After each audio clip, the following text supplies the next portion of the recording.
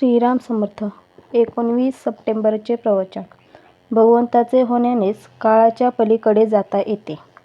आपल्या जीवनाचा सारखा विकास होतो आहे म्हणून आपण आज जिथे आहोत त्याच्या मागे काल होतो आणि आज जिथे आहोत त्याच्या पुढे उद्या आपण जाऊ.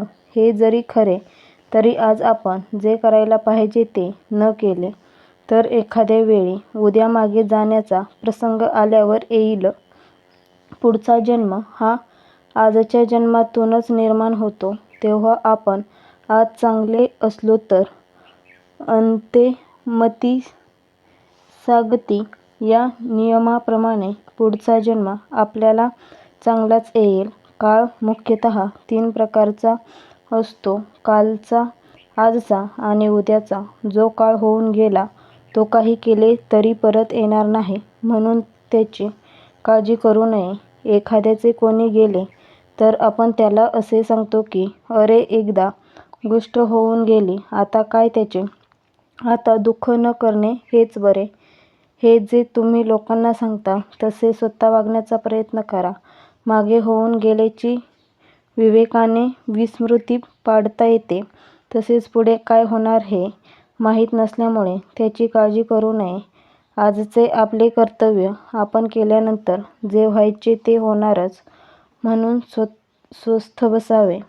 मागची आठवण करू नये किंवा गेल्याचे दुःख करू नये आणि उद्याची किंवा होणाऱ्या गोष्टीची काळजी करू नये. सध्या आपल्याला कालाच्या पलीकडे जाता येत नाही आणि कालाच्या पलीकडे गेल्याशिवाय भगवंत मिळणार नाही अशी अवस्था आहे. जगात घडामोडी सारख्या होत आहेत आणि आपली तळमळ कायम आहे.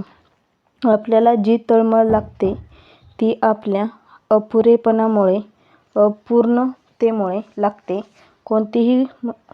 कोणीही मनुष्य जन्माला आला की भगवंताला आनंद होतो, कारण सत्यस्वरूप प्रत्येकाला कळावे अशी भगवंताची इच्छा आहे आणि हे कार्य फक्त मनुष्यजन्मामध्येच शक्य आहे. यासाठी भगवंत आपल्याला समजण्यासारखा आहे हे प्रत्येकाने लक्षात ठेवावे.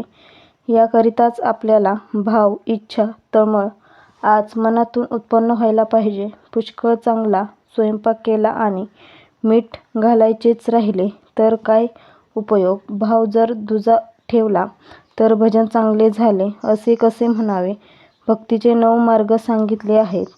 त्यातल्या कोणत्याही एकाचेच पूर्ण भाव ठेवून परिशीलन केले तरी त्यात बाकीचे 8 येतात. आपल्याला जे कळले ते आपल्या आचरणात आणावे हे खरे ऐकणे होय.